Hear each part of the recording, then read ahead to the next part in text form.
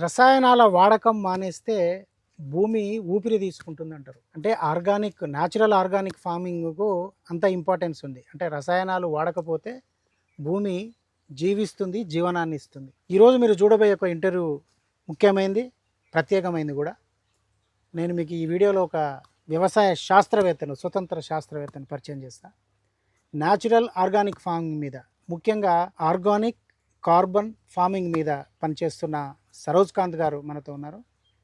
So natural farming మీద జరుగుతున్న ప్రచారం కానీ, లేదు న్యాచురల్ ఫార్మింగ్ పేరు మీద రకరకాల మెథడ్స్ అప్లై చేస్తూ రైతులని కన్ఫ్యూజ్ చేస్తున్న విధానాల మీద కానీ, అసలు రైతు ఏ విధానం పాటిస్తే తక్కువ ఖర్చుతో, తక్కువ ఇన్పుట్ ఖర్చుతో ఎక్కువ లాభాలు సాధించగలుగుతారు, ఈ విషయాలన్నీ మనం ఈ ఇంటర్వ్యూలో సరోజ్ కాంత్ గారిని అడిగి మరిన్ని వివరాలు తెలుసుకునే ప్రయత్నం చేద్దాం. ఎందుకంటే ఇప్పుడు దేశవ్యాప్తంగా ఆర్గానిక్ మ్యానే నడుస్తుంది. సహజ వ్యవసాయం చేయాలి, ప్రకృతి వ్యవసాయం చేయాలి, గో ఆధారిత వ్యవసాయం చేయాలి. అన్ని పేర్లు ఒకటే, మూలం ఒకటే, కానీ రకరకాల మెథడ్స్ కూడా ఉన్నాయి మనకి ఇందులో. అల్టిమేట్గా రైతుకు ఏ విధానము సూటబుల్, ఏది తక్కువ ఖర్చు, ఏది తక్కువ లేబర్తో జరిగే పని, ఈ విషయాల మీద సవివరమైన సమాచారాన్ని కాంత్ గారిని అడిగి మనం తెలుసుకుందాం. మీరు చూస్తున్నారు భూమిపుత్ర, నేను క్రాంతి. సార్ నమస్తే. నమస్కారం అండి. నేను ఒక చిన్న షార్ట్ వీడియో మీది నాకు ఫార్వర్డ్ అయింది. నాకు భూమిపుత్ర అన్న ఒక వాట్సాప్ గ్రూప్ ఉంటుంది, ఆ గ్రూప్లోకి ఫార్వర్డ్ చేసి మీరు ఇది చూడండి అని ఒక ఫార్మర్ నాకు మెసేజ్ పెట్టారు. అంటే చూడండి అని అంటే ఇక చేయమని అర్థం అక్కడ. సో కాబట్టి మిమ్మల్ని కాంటాక్ట్ చేసిన. అంటే మీ సిస్టమ్ అంటే అన్ని ఆర్గానిక్ ఫార్మింగ్ అని రకరకాల పేర్లు వింటున్నా నేను. మీ దగ్గరకు వచ్చే వరకల్లా మళ్ళీ ఆర్గానిక్ కార్బన్ ఫార్మింగ్ అని, దాన్ని మీరు ఎట్లా ఇన్వెంట్ చేసిర్రు, ఇందులో రైతులకు ఏమేమి చెప్తున్నారు, సో ప్లాంట్ అంటే దాని ఏమంటారు మొక్కల ఎదుగుదల మీద కానీ, సాయిల్ ఎన్రిచ్ చేయడంలో కానీ, సాయిల్లో కార్బన్ శాతాన్ని పెంచడంలో కానీ, అంటే ఏ రకంగా మీరు ఇన్వెంట్ చేసిన విధానం కరెక్ట్ అని అనుకుంటారు, ఇది రైతులకు ఏ విధంగా పెడితే, చాలా ప్రశ్నలు ఉన్నాయి నా దగ్గర, మీరు సమాధానాలు ఇవ్వాలి. ఖచ్చితంగా చెప్తానండి. అందరికీ నమస్కారం. నా పేరు రూపినేని కాంతి. ప్రప్రథమంగా ఈ భూమిపుత్ర యూట్యూబ్ ఛానల్ ఏదైతే ఉందో, భూమికి పుత్రుడిగా ఆయన మంచి టైటిల్ ఒకటి తగిలిచ్చారు. ఎందుకంటే నేను తెలుగు భాషకి పిపాసిని. చాలా సంతోషం. మీరు దినదిన అభివృద్ధి చెందాలని నేను మనస్ఫూర్తిగా శివకేశవులను ఇద్దరిని ప్రార్థిస్తూ ఫస్ట్ టైం డీటెయిల్డ్ ఇంటర్వ్యూ మీకే ఇస్తున్నాను. ఈ ఆర్గానిక్ కార్బన్ ఫార్మింగ్ అనేది ఎంత అవసరం, అసలు ఇది ఏంటి, ఇది ఎలా పుట్టింది, రైతు ఏం తెలుసుకోవాలి, ఏం తెలుసుకుంటే రైతుకి త్వరగా వ్యవసాయం మీద పట్టు వస్తుంది, వీటన్నిటికీ కూడా సంబంధించినటువంటి విషయాలన్నీ కూడా మీకు ఎక్స్ప్లెయిన్ చేస్తాను. Organic carbon farming, OCF spin, organic carbon farming with spin. ఈ organic carbon farming with spin అని అంటే, ఆర్గానిక్ అంటే మీకు తెలుసు విషరసాయనాలు లేకుండా పండించినటువంటిది. ఆర్గానిక్ లో కూడా రెండు రకాల పదాలు ఉంటాయి. యాక్చువల్గా మీరు అనుకునే ఆర్గానిక్ వేరు, అసలు ఆర్గానిక్ వేరు. మా గురువు గారు పాలేకర్ గారు ఆర్గానిక్ వ్యవసాయాన్ని తప్పుపడతారు, కానీ ఆయన చెప్పేటువంటి ఆర్గానిక్ వేరు, ఈ ఆర్గానిక్ వేరు. పదాలు ఒకటే కానీ అర్థాలు వేరు. ఇంగ్లీష్లో ది అనే పదం ఒక చోట ఒక రకంగా ఉపయోగపడిద్ది, ఇంకో చోట ఇంకో రకంగా ఉపయోగపడిద్ది. At the same like the same thing, organic అనే పదానికి రెండు రకాల అర్థాలు ఉన్నాయి. వన్ ఈజ్ న్యాచురల్ అవైలబిలిటీ, సహజ సిద్ధంగా వచ్చేటువంటి availabilities, which makes good things. సహజ సిద్ధంగా వచ్చినటువంటి ఏ మెటీరియల్ అయినా ఏది శుభమైనటువంటి పని చేస్తుందో అది ఒక టైప్ ఆఫ్ ఆర్గానిక్. కొన్ని సస్పెక్టబుల్ థింగ్స్ ఉంటాయి, చెడు చేసేవి కూడా కొన్ని ఉంటాయి. సస్పెక్టబుల్ అనేది ఇంకా ఒక రకంగా న్యూట్రల్ అనే పదం, కానీ చెడు చేసేది మంచి చేసేది. యాక్చువల్గా ప్రకృతి బ్రతికేది 8 రకాల విధానాల మీద ఆధారపడి ప్రకృతి చక్రం నడుస్తూ ఉంటుంది. ఒకటి ఫంగస్లు, బ్యాక్టీరియాలు, వైరస్లు, ప్రోటోజోవాలు, ఆల్గేసు, యాక్టినోమైసిటీస్లు, టెర్మైట్స్, నెమటోడ్స్, ఈ 8 రకాల చక్రాల మీదే ఈ ప్రకృతి చక్రం అంతా ఈ 8 రకాల జీవరాశుల మీద ఆధారపడి ఉంటుంది మెజారిటీ. కానీ 84 లక్షల జీవరాశుల యొక్క జీవిత చక్రం ఆధారపడి ఉండేది ఈ 8 మీద. This is the science. దీనిని పురాణాల్లో ఇతిహాసాల్లో ఓకే మన ఋషులు మునులు ధ్యానంతో తత్వదృష్టితో చూసి ఓకే ఆస్ట్రానమీని బేస్ చేసుకొని మానాలను దృష్టి పెట్టుకొని చంద్రమానవ సూర్యమానవ అనే దాన్ని దృష్టి పెట్టుకొని సోలార్ గ్లోబ్ అవును దాన్ని అదొక ఆస్పెక్టు, చాంద్రమానం మన శాతకర్ణి అవును రాయించి యుగాది అనే దాని మీద అవును ఒక పంచాంగాన్ని తయారు చేసి తర్వాత మాసాలు వారాలు తిథులు అవును అంటే 15 రోజులకి ఒకసారి పక్షం, అవును కృష్ణపక్షం శుక్లపక్షం, తరువాత వారములు, వారముల్లో తిథులు, తిథుల వల్ల నక్షత్రాలు, నక్షత్రాల వల్ల తర్వాత గడియలు, ఈ గడియల్లో విఘడియలు సూక్ష్మ గడియలు ఎంత ఉంది. తెలిసి తెలియకే వాళ్ళు చాలా మంది చాలా మాట్లాడుకుంటున్నారు, అది వేరే విషయం. పాలేకర్ గారి శిష్యగణం అయితే అసలు మాటల్లో చెప్పలేము అనమాట, చెడగొట్టేశారు నిజం చెప్పాలంటే. పాలేకర్ గారు పరువు తీసేశారు, పాలేకర్ గారి శిష్యగణం అంతే. చాలా దారుణాలు జరుగుతున్నాయి. వీటన్నిటిని దారుణాలన్నింటినీ మీరు బయట పెట్టాలి. ఖచ్చితంగా పెడతానండి, ఏం మొహమాటం ఏం లేదు. వీళ్ళ వల్ల ఎంతమంది రైతులు నాశనం అయిపోయారు వేల సంఖ్యలో. ఏ రకంగా ఇవాళ 25,000 మంది రైతులు ప్రకృతి వ్యవసాయం చేసేవాళ్ళు ఉన్నారని చెప్తున్నారు. యాక్చువల్ గా 5 లక్షల మంది రైతులు ఉండాలి. 5 లక్షల మంది రైతులు పురోగమించకుండా తిరోగమనం పట్టి వెనక్కి వెళ్ళిపోయారు. 25,000 మంది రైతులు ఇందులో ఉన్నారు అని చెప్తున్నారు కదా, కాదు. పాలేకర్ గారు మీటింగ్స్ పెట్టినప్పటికే ఈ 25,000 మంది 2 లక్షల మందిగా ఎప్పుడో దాటిపోయారు 2017-18 సంవత్సరంలో. అది నిజానికి చంద్రబాబు నాయుడు గారి ఘన కీర్తి, ఆయన సాధించినటువంటి కీర్తి. చంద్రబాబు నాయుడు గారే దక్షిణ భారతదేశంలో మొట్టమొదటిసారి నడుం బిగించి పాలేకర్ గారిని పిలిపించి ఒక రాష్ట్ర స్థాయి సభని నడిపించి గుంటూరు నాగార్జున యూనివర్సిటీ ఎదురుగా సైట్ లో పెట్టించి వేల మంది రైతులను పిలిపించి అధికారులను పిలిపించి పాలేకర్ గారి ముందు కూర్చోబెట్టించి ఆయన చెప్పినటువంటి సిద్ధాంతాలన్నింటినీ కూడా అమలు చేయించడానికి మొదట నడుము బిగించినటువంటి మహాపురుషుడు ఎవరైనా ఉన్నారంటే చంద్రబాబు నాయుడు గారు. వీళ్ళు ప్రకృతి వ్యవసాయం, పాలేకర్ గారి ప్రకృతి గో ఆధారిత ప్రకృతి వ్యవసాయం పేరు కూడా ఆయన పాపం మార్చేసుకున్నారు ఎస్పీకే అని పెట్టడం వల్ల. ఆయన దేశానికి వ్యవసాయ శాఖ మంత్రి అవ్వాల్సిన వ్యక్తి అండి. ఇటువంటి దుష్టగ్రహాలు ఆయన చుట్టూ చేరి నాశనమైంది ఇది. ఎస్పీకే మోడల్ సక్సెస్ కాకపోవటానికి ప్రధానంగా పేరేనా అనుకుంటే పాలేకర్ గారు దేవుడు. పాలేకర్ గారిని భ్రష్టు పట్టించడానికే వీళ్ళందరూ ఆయన చుట్టూతా చేరారు. ఆయనకి వాస్తవాలు తెలవనివ్వలేదు. ఆయనకి సమస్యల్ని ఎలా పరిష్కరిస్తే బాగుంటుంది అనే దానికి వీళ్ళు తర్ఫీదు పొందలేదు ఆయన దగ్గర.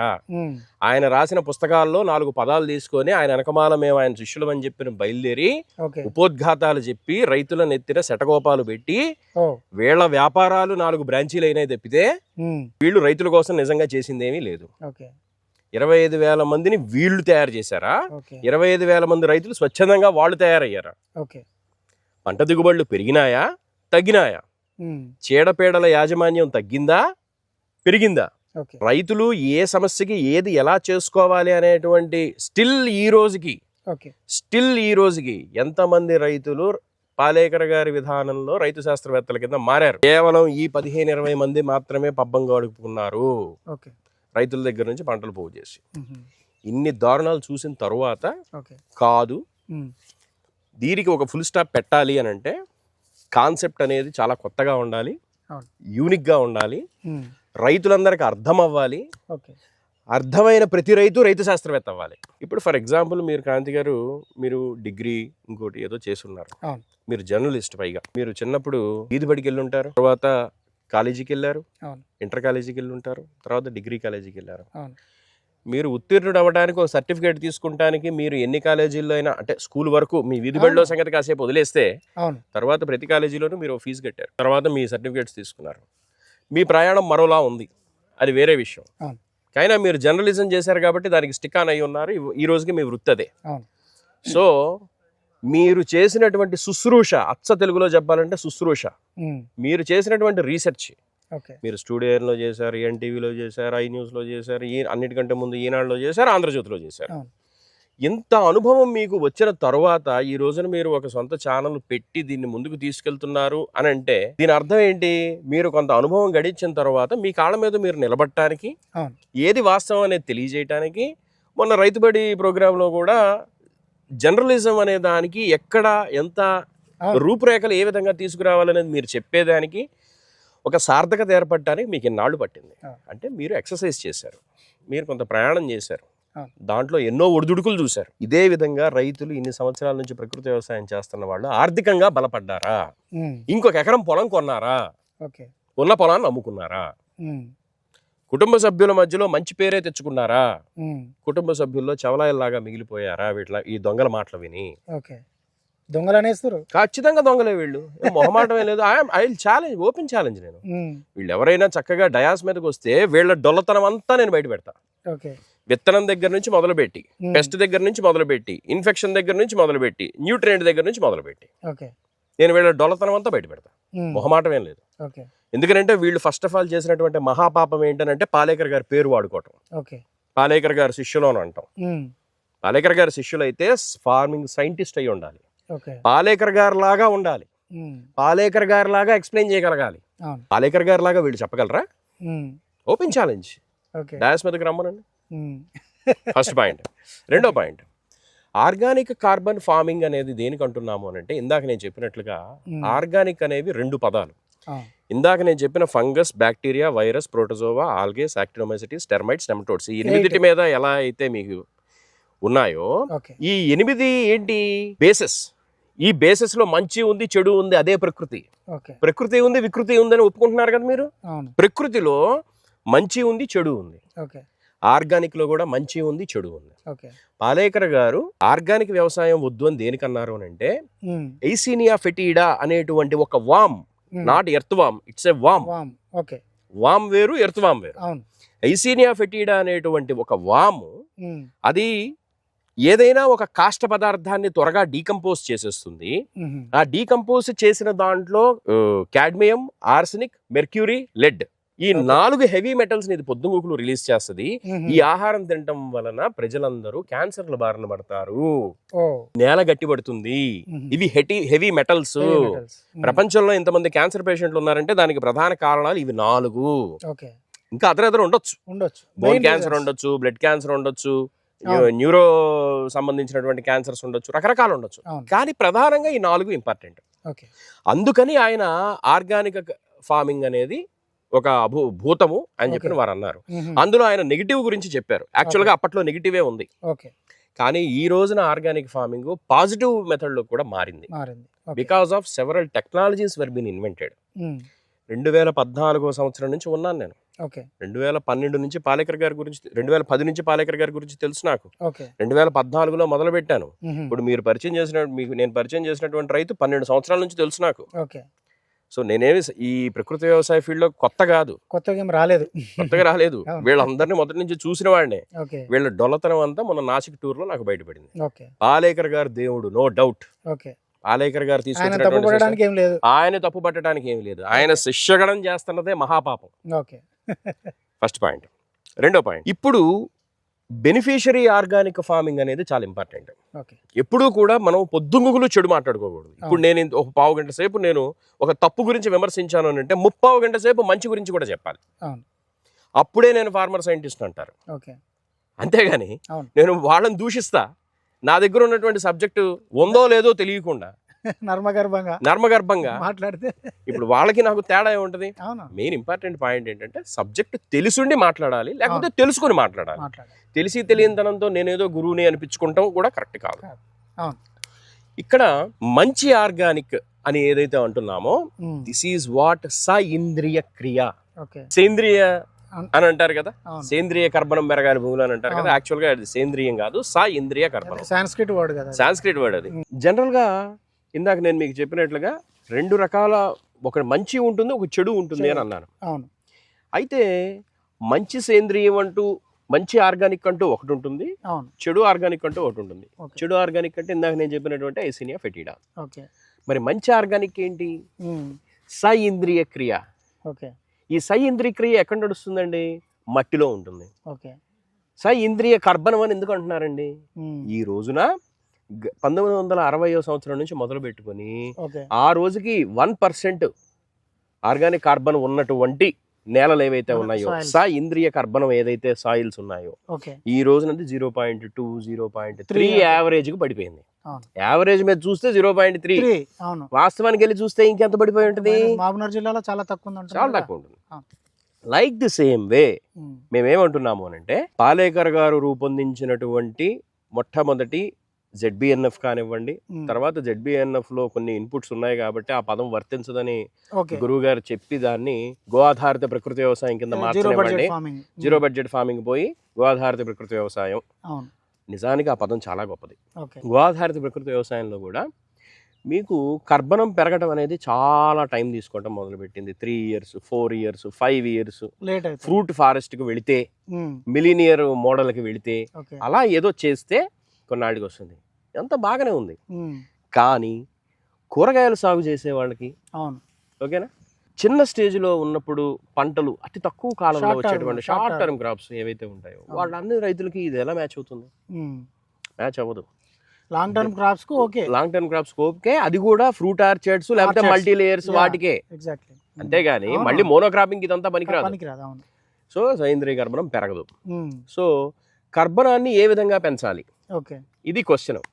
దీని మీద 2021 నుంచి ఆఫ్టర్ కరోనా నుంచి నేను రీసెర్చ్ చేయడం మొదలుపెట్టి అసలు ఏది వాట్ ఈజ్ వాట్, ఎక్కడి నుంచి ఏం ఇన్పుట్స్ తీసుకోవచ్చు, ఏది తక్కువలో అవుతుంది, ఎంత త్వరగా రైతుకి రిజల్ట్ తీసుకురాగలము, ఫస్ట్ క్రాప్ లో అప్పటి వరకు రసాయన వ్యవసాయం చేసినటువంటి నేలలో కూడా మనం ఇన్స్టెంట్ రిజల్ట్ న్యాచురల్ ఫార్మింగ్ లో కుదురుతుందా కుదరదా. న్యాచురల్ ఫార్మింగ్ లో రిజల్ట్స్ రావాలంటే ఏం కావాలి? భూమిలో కర్బనం పెరగాలి. భూమిలో కర్బనం పెరిగితే ఏం జరుగుతుంది? పోషక వ్యవస్థ అందుతుంది. పోషక వ్యవస్థ అందితే ఏం జరుగుతుంది? మొక్కకి రోగ నిరోధక శక్తి అనేది పెరుగుతుంది. రోగ నిరోధక శక్తి పోషక వ్యవస్థతో ఫాస్ట్ గా న్యాచురల్ గా ఎలా అందించాలి? ఇది నన్ను వేటాడినటువంటి క్వశ్చన్. ఆ టైంలో పాలేకర్ గారు 2025లో నాసిక్ టూరు పెట్టడం జరిగింది. వెళ్ళాము, వచ్చాము. వెళ్ళినప్పుడు ఏపీ తెలంగాణ నుంచి దాదాపు 1000 మంది ఓవరాల్ గా వస్తే అందులో 600 మంది తెలుగు వాళ్ళే, ఉభయ తెలుగు రాష్ట్రాల నుంచి. పాలేకర్ గారు ఒక ద్రాక్షకాయను చూపించి ఇది నపుంసకపు జాతికి చెందినటువంటి దానికి జిబెరలిక్ యాసిడ్ అనేటువంటి దాన్ని వాడి దీని యొక్క రూపం మార్చారు అని అంటే, అప్పటి వరకు తర్జుమా చేస్తున్న నాన్న దగ్గర నుంచి మైక్ తీసుకొని ఈ సోకాల్డ్ అభినవ గాంధీ ఆ జిబెరలిక్ యాసిడ్ అనే పదం పలకటం ఇతనికి రాక, అసలు ఇతనికి తెలియదు ఫస్ట్ ఆఫ్ ఆల్. ఓకే, అది ఎగ్గొట్టి మిగిలిన చెత్త అంతా చెప్పడం మొదలు పెట్టాడు. అప్పుడు అర్థమైంది నాకు, this fellow knowledge is zero అని. సరే, ఇతని వెనకమాల తెలియక వెళుతున్నటువంటి వాళ్ళందరూ తెలియకే వెళుతున్నారు. ఇతని వెనకమాల ట్రావెల్ అవుతున్న వాళ్ళందరూ కూడా తెలియకే వెళుతున్నారు. సో అప్పుడు నాకేమనిపించింది అంటే, there is something wrong is going. చాలా పెద్ద డిస్ట్రక్షన్ వైపు వెళ్తుంది. పాలేకర్ గారి వయసు మీద పడుతుంది. అటువంటి కలియుగ శ్రీకృష్ణుడు మళ్ళీ పుడతాడో లేదో నాకు తెలియదు. ఓకే, కాబట్టి దీనికి ఒక రూపు రేఖ తీసుకురావాలి. పాలేకర్ గారు చెప్పినటువంటి దాంట్లో system is ultimate, system is excellent, implementation కూడా బాగానే ఉంటుంది. కానీ ఇన్స్టెంట్ రిజల్ట్స్ కోసం కెమికల్తో పని లేకుండా న్యాచురల్ గానే దీన్ని పెద్దది చెయ్యాలి. దాన్ని ఒక వైడ్ యాంగిల్లోకి తీసుకెళ్ళి దాన్ని సక్సెస్ ఏ విధంగా చెయ్యాలి అనే దాని గురించి నేను తపన పడేటువంటి క్రమంలో I was worked on this natural farming, I worked on organic farming, I worked on climate change, I worked on bamboo, I worked on renewable energy. భూగర్భ జలం గూట్లో గుడ్డోళ్ళు చెప్తారు భూగర్భ జలం ఎలా పెంచుకోవచ్చు. రెన్యూబుల్ ఎనర్జీ చెప్పడం అంత తేలిక కాదు. అట్లాంటి దాంట్లో భార్య పిల్లలను వదిలేసి సంవత్సరాల తరబడి తిరిగిన సందర్భాలు ఉన్నాయి. నేను ఎన్నో నష్టాలు. భూమిలో ఇప్పటికిప్పుడు సేంద్రీయ కర్బనం ఎలా పెంచాలి అనడానికి దేర్ ఆర్ సెవరల్ ఆల్టర్నేటివ్స్. మీరు ఊహించలేరు అన్న ఆల్టర్నేటివ్స్. కాకపోతే ఒకళ్ళు వచ్చి పెంటపోగు ఏమంటారు, ఒకళ్ళు వచ్చి వర్మీ కంపోస్ట్ ఏమంటారు, ఒకళ్ళు వచ్చి వేప చెక్క వేయమంటారు, లేకపోతే నూనె తీసేసిన చెక్కలు వేయమంటారు, ఒకళ్ళు వచ్చి ఏకంగా నూనెలే భూమిలో పోయమంటారు, ఒకళ్ళు వచ్చి ఇంకేదో డీకంపోజ్డ్ మెటీరియల్ అంతా తీసుకొచ్చి దీంట్లోకి వేసేయండి అంటారు. రకరకాలుగా దీనికి తాటాకులు కట్టడాలు ఇవన్నీ వస్తాయి తర్వాత. సో అప్పుడు నేనేం చేశానంటే, రెన్యూబుల్ ఎనర్జీలో ఆర్గానిక్ కార్బన్ దొరకటానికి ఒక స్టాండర్డ్ సోర్స్ ఉంది. ఓకే. స్టాండర్డ్ సోర్సు నిరంతరం నిత్య కళ్యాణం పచ్చతోరణం ఆన్ ద స్పాట్లో కర్బనాన్ని పెంచిద్ది నేలలో. ఓహో.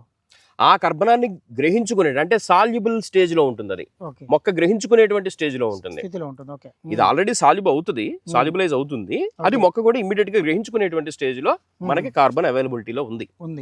దానికి కొన్ని సీక్రెట్ టెక్నాలజీస్ చేసుకుని దీని ద్వారా మొక్కకి ఇది ఇవ్వచ్చు అని కొంతమంది గొప్ప సైంటిస్టులు, మేధావులు, స్కాలర్స్ ఎంతో మందితో చర్చించంగా ఒక అవుట్పుట్ వచ్చింది. ఈ అవుట్పుట్కి ఇంకొంచెం ఫార్మర్ని కదా నేను బేసిక్గా, సో ఫార్మర్ పాయింట్ ఆఫ్ వ్యూలో ఆలోచించి నాకు వచ్చినటువంటి ప్రాబ్లమ్స్ని ఇష్యూస్ అన్నిటినీ కూడా నేను రిజాల్వ్ చేసుకుంటా వస్తూ ఈ ఆర్గానిక్ కార్బన్కి ఇంకొద్దిగా అడిషనల్గా రైతుకి ఇన్స్టెంట్ రిజల్ట్స్ రావడం కోసం న్యాచురల్గా ఏమేమి అందుబాటులో అందిస్తే బాగుంటుందో వాటిని ఇనాక్యులేట్ చేసి ప్రయోగాలు చేయడం మొదలు పెడితే ఇది ఎక్సలెంట్గా సక్సెస్ అయింది. అంతకు ముందు నేను ఇచ్చినటువంటి గ్రోత్ ప్రమోటర్ వేరు, ఇప్పుడు నేను ఇస్తున్న గ్రోత్ ప్రమోటర్ వేరు. 10 సంవత్సరాల క్రితం ఈ రైతులందరికీ నేను ఇచ్చిన గ్రోత్ ప్రమోటర్ 350, ఈ రోజుకి 350 ఆఫ్టర్ 10 years ఆల్సో. ఎందుకనంటే ఉత్పత్తి ఎప్పుడైతే పెరుగుతుందో డిమాండ్ ఆటోమేటిక్గా కొంచెం తగ్గుతుంది. ఓకే, ఆ తగ్గినప్పుడు ఆ ప్రైస్ వేరియేషన్లో ఇంకొంచెం ఇనాకులేషన్స్ చేసి ఇస్తున్నాం. సో దీని రిజల్ట్ ఏంటి అని అంటే ఆర్గానిక్ కార్బన్ ఫార్మింగ్ అనేది మనం చేయడం ద్వారా ఫస్ట్ ఆఫ్ ఆల్ సాయిల్లో మైక్రోబయల్ యాక్టివిటీ పెరుగుతుంది. ఎప్పుడో 3 ఏళ్లకు 4 ఏళ్లకు పెరగటం కాదు, ఇప్పుడు ఇవాళ వేస్తే రేపు పొద్దున్న నుంచి ఇన్స్టెంట్గా పెరిగింది. ఇన్స్టెంట్ కాఫీ ఎలా వస్తుంది అలానే ఇన్స్టెంట్ గానే కర్బనం పెరుగుతుంది. ఆ కర్బనాన్ని గ్రహించే మొక్కలు బతుకుతున్నాయి, బీభత్సమైన రిజల్ట్స్ వస్తున్నాయి. రెండో విషయం, ఇప్పుడు ఈ ఆర్గానిక్ కార్బన్ ఫార్మింగ్ అనేది చేస్తూ రైతు తెలుసుకోవాల్సింది ఒక పాయింట్ ఉంది. ఏంటి అని అంటే ఇట్ ఈస్ కాల్డ్ స్పిన్ అంటే ఎస్ అంటే సీడ్, విత్తనం. పి అంటే పెస్ట్ అండ్ ఇన్సెక్ట్స్, అంటే పురుగులు దోమలు. ఐ అంటే ఇన్ఫెక్షన్స్, తెగుళ్ళు. ఎన్ అంటే న్యూట్రియంట్స్, పోషకాలు. రైతుకి ఈ 4 తెలిస్తే చాలు. It's called spin. ఈ 4 ఎప్పుడైతే తెలుస్తాయో ఆర్గానిక్ కార్బన్ ఫార్మింగ్ అనేది నడిచిపోతుంది. భూమి 10 రోజుల్లో గొల్లబారటం మీరు ఎప్పుడైనా చూసారా? మీ ఖమ్మంలో ఒక రైతు నెంబర్ ఇస్తాను, మీరు వెళ్ళి కలవండి, నవీన్ అని చెప్పి. 10 రోజుల్లో భూమి గొల్లబారిపోయింది. న్యాచురల్ గా సాయిల్ టెస్ట్ కూడా పంపించుకున్నాడు ఆయన. ఏమన్నా అందులో హజార్డస్ పాయిజనస్ కెమికల్స్ ఉన్నాయని. మీ దగ్గర ఆవు మూత్రం ఉంటే పారించండి, అందులో ఉన్నటువంటి రెసిడ్యూస్ మొత్తాన్ని చంపేస్తుంది. బెల్లం పారించండి, వానపాములు వచ్చి మొత్తం అన్ని సెట్ చేస్తాయి. బెల్లం నీళ్ళని జీవామృతం పారించండి. నేనేం జీవామృతానికి వ్యతిరేకం కాదు. నేను ఇచ్చేటువంటి ఆర్గానిక్ కార్బన్ నేలకి ఇచ్చి జీవామృతం ఇవ్వండి, మీరు ఊహించని రిజల్ట్స్ వస్తాయి. విషరసాయన వ్యవసాయం రైతు ఎవరైతే అక్కడ లక్షలు ఖర్చు పెట్టి దిగుబడులు తీస్తారు చూసారా, వాళ్ళతో సమానంగా వచ్చింది. ఇన్స్టెంట్ స్పాట్లో రిజల్ట్స్ కావాలండి. పెస్ట్ మేనేజ్మెంట్ అనేది ఒక ఆర్ట్. పెస్ట్ పేరే తెలియని నువ్వు చెప్తావేంటి జీవామృతం ఇంకోటి కషాయాలు స్ప్రే చేస్తూ అవుతుందని? మీకు చిన్న లాజిక్ చెప్తాను క్రాంతి గారు, ఆశ్చర్యపోతారు. మీరు హజార్డస్ పాయిజనస్ కెమికల్స్ స్ప్రే చేస్తే పెస్ట్కి రెసిస్టెన్స్ వస్తుంది అని ఎంతో మంది మేధావులు చెప్తున్నారు కదా, మీరు కూడా విన్నారు కదా. బలపడిపోతున్నాయి, రెసిస్టెన్స్ వస్తుంది, డోసేజ్ పెంచాల్సి వస్తుంది, ఆ సింథటిక్ కెమికల్ ఏదైతే ఉంటుందో దాని యొక్క పవర్ ఇంకా పెంచాల్సి వస్తుందని చెప్తున్నారు కదా. అరే డైరెక్ట్ గా విషం తీసుకెళ్లి స్ప్రే చేస్తుంటేనే దానికి రెసిస్టెన్స్ వస్తుంటే నువ్వు వాడే కషాయాలకు అది ఎందుకు వస్తుందండి? ఏ లోకంలో ఉన్నారు? ఎవరండి వీళ్ళంతా? ఏం చెప్తున్నారు వీళ్ళు? అంటే మీరు కషాయాలు పనికిరావు అంటున్నారు. కషాయాలు నిస్తేజంగా పనికిరావు, అంటే నిష్ప్రయోజనం, waste of time and money. ఎంతమంది కూలోళ్ళని పెట్టాల్సి వస్తుందండి? చిన్న కమ్మతం రైతు 2 ఎకరాల రైతు అని అంటే ఎవరైనా చేస్తారు. 7 ఎకరాల రైతు ఈయన కూర్చొని కషాయాలు చేసుకుంటుంటే నోటితో నవ్విపోతున్నారు రోడ్డు నెంబర్ రైతులు. పెస్ట్ కంట్రోల్ కాలేదు. బేకింగ్ సోడా ఫార్ములా 2017లో I was the first brought, నేను తీసుకొచ్చాను దాన్ని. Baking soda formula. పెస్ట్ ని నీకు చేతనైతే ట్రాప్ చేయి, కుదిరితే బయలాజికల్ గా ఏ విధంగా చంపొచ్చో నువ్వు ప్లాన్ చేసుకో. నీకు తెలిస్తే చెప్పు, తెలియకపోతే మెదలకుండా కూర్చో. పెస్ట్ని 2 రకాలుగా కంట్రోల్ చేయొచ్చండి. సకింగ్ పెస్ట్ని రకరకాలుగా కంట్రోల్ చేయొచ్చు, రెక్కల పురుగుల్ని మరొక రకంగా కంట్రోల్ చేయొచ్చు. దానికి సపరేట్ గా ట్రాప్స్ ఉంటాయి, ఫెరమోన్ ట్రాప్స్ ఉంటాయి, సోలార్ ట్రాప్స్ ఉంటాయి, స్టిక్కీ ట్రాప్స్ ఉంటాయి. బయోలాజికల్ కంట్రోల్ ఏజెంట్స్ అంటూ కొన్ని ఉంటాయి. బయో కంట్రోల్ ఏజెంట్స్ గురించి మీకు తెలిసినది పాలేకర్ గారి శిష్యగణానికి తెలిసినవి గుండు 0.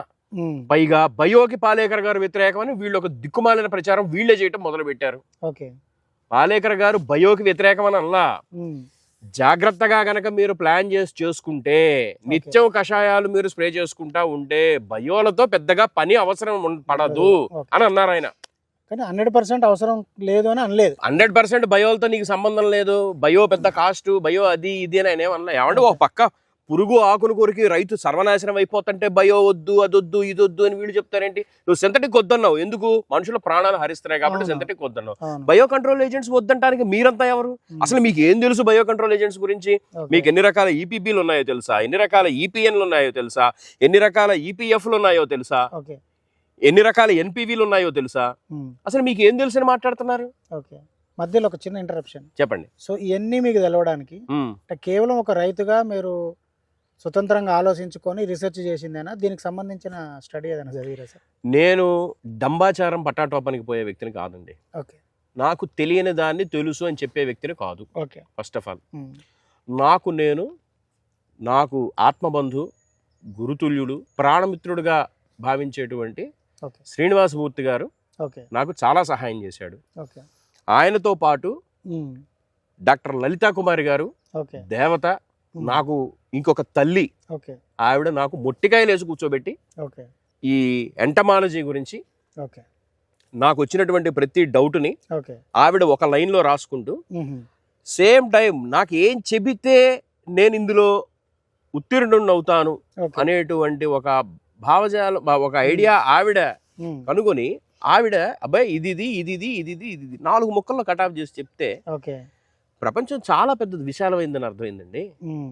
వీళ్ళు చెప్పేది పచ్చబద్దాలు. సో అట్లా నేర్చుకున్నారు మీరు? నేర్చుకున్నాను, కష్టపడి నేర్చుకున్నాను, తెలుసుకున్నాను, ఆచరించాను, రైతుల చేతి చేయించాను, వాళ్ళందరూ సక్సెస్ అవుతున్నారు.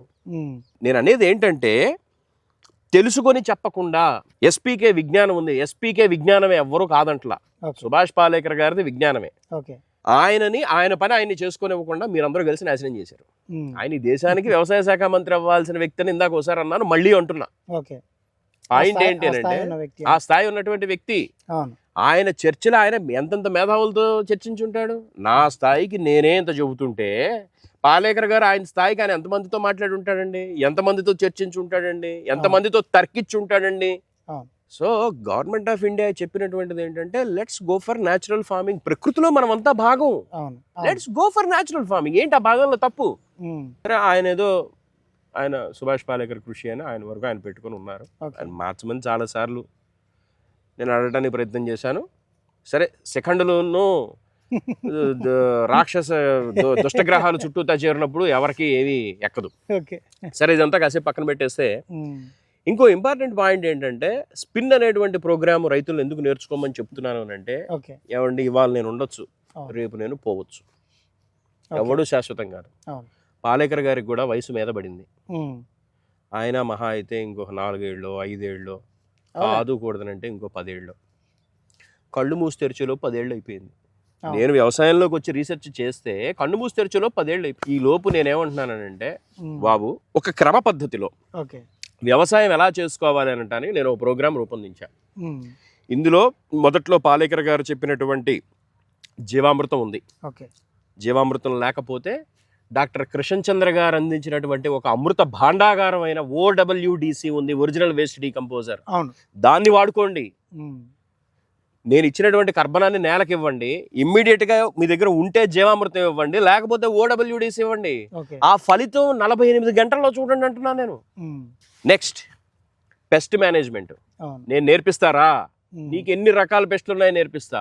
ఎన్ని రకాల పెస్టులు, చెట్టుని ఆవహించకుండా ఏ స్టేజ్లో మనం ఎలా జాగ్రత్తలు తీసుకోవాలి, ఆవహించిన తర్వాత ఏ విధంగా తీసుకోవాలి, పెస్ట్ మేనేజ్మెంట్ ఏ విధంగా చేయాలి అనేది ప్రతి రైతుకి నేర్పిస్తాను నేను. క్లాసెస్ నడుపుతున్నాను. ఇప్పుడు ఈ రైతు కూడా ఆ క్లాసెస్కి అటెండ్ అవుతున్నారు. నేను ఎందుకు తయారు చేస్తున్నానంటే నేను నాకు డబ్బా కొట్టాలని నేను తయారు చేయట్లేదండి. పాలేకర్ గారి సబ్జెక్టులో బాగా గుర్తుపెట్టుకోండి, రైతులు కూడా బాగా గుర్తుపెట్టుకోండి, ఎప్పుడూ కూడా అభూత కల్పనలకి లోను కావద్దు. మీరు ఎప్పుడైతే ఎవడు ఏ సోది పడితే ఆ సోది చెబుతుంటే ఆ సోది మీరు వింటా ఉన్నారు అని అంటే మీ జేబు గుల్లవటం తప్ప ఇంకేం లేదు. మీ ఊళ్ళో మీ పురుగుల మందుల షాపుడికి అన్నీ తెలుసు అనుకుంటారేమో, ఏమీ తెలీదు. స్టాకు తెప్పించుకొని కంపెనీలో వాళ్ళు చెప్పిన దాన్ని తిప్పి అమ్ముకోవటం తప్పితే మీ షాపులో వాడికి ఏమీ తెలియదు, మీ ఊళ్ళో షాపులో వాళ్ళకి. యూట్యూబ్లో నాకు అది తెలుసు ఇది తెలుసు అని చెప్పే విద్వాంసులు కొంతమంది తయారయ్యారు. వాళ్ళ మాట నమ్మితే పూర్తిగా అధోగతి పాలవ్వటమే. ఎప్పుడు కూడా రైతు ఎప్పుడు సంతోషంగా ఉంటాడంటే, ఒకటి పొలం మీద పంట పండినప్పుడు ఇంటికి వెళ్తే ఇల్లాలు ప్రేమగా పలకరించి పిల్లలకు కావాల్సింది, భర్తకు కావాల్సింది అన్నీ కూడా, నాకు కావాల్సింది, నా బిడ్డలకు కావాల్సింది, నా భార్య ఆనందంగా వండి పెట్టి నన్ను చూసి నవ్వితే నేను ఆనందపడతానండి. పొలంలో ఏం చేసినా కలిసి రాక ఇంటికి వెళ్ళిన తర్వాత డబ్బులు లేక వాళ్ళు మనం ఇంకా దయనీయంగా చూసి ఇలా నాశనం అయిపోయిన రైతులు ఎన్ని వేల మంది ఉన్నారండి. పాయింట్ ఏంటి అని అంటే, మీకు ఏ విత్తనం వేసుకుంటే బాగుంటుందో నేను చెప్తా. నేను రైతుకి ఇప్పుడు నేను చెప్పేటువంటి క్లాసుల్లో కూడా, స్పిన్ ప్రోగ్రాంలో కూడా మోస్ట్ ఇంపార్టెంట్ థింగ్ ఏంటంటే, రైతుకి సహజంగా వ్యవసాయం మీద అతనికి ఏం అవగాహన ఉందనేది ముందు నేను తెలుసుకుంటా. అతనికి అవగాహన ఏముంది అనేది తెలుసుకున్న తరువాతే నేను నా యొక్క పాఠ్యాంశాన్ని కానీ, విత్తనం యొక్క సెలక్షన్ గురించి కానీ, ఆ చుట్టుపక్కల అది అంతకుముందు ఉందా లేదా, ఇది కొత్తగా వేస్తున్నారా లేదా, దీని గురించి చర్చిస్తాం. రెండవది వచ్చి పెస్ట్ అండ్ ఇన్సెక్ట్స్. ఇప్పటి వరకు అసలు రైతుకు తెలిసిన పెస్ట్ ఏంటి, రైతుకి ఆ ప్రాంతంలో ఎదురవుతున్నటువంటి ప్రధాన సమస్యలు ఏంటి, ఏ పెస్ట్తో ప్రాబ్లం ఫేస్ చేస్తున్నాడు. సో దానికి ఒక యూనిక్ రెజల్యూషన్ తీసుకొస్తాను, ఏ విధంగా దాన్ని కంట్రోల్ చేయొచ్చు అనేది.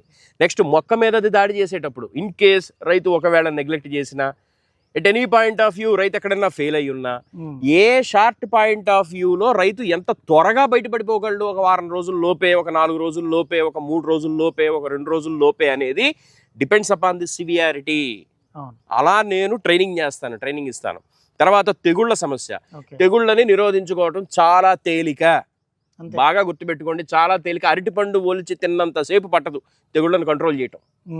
తెగులు వస్తే జీవామృతం కొట్టండి, తెగులు పోతుంది. ఎవరికి చెబుతున్నారు ఈ పులిహార కథలు?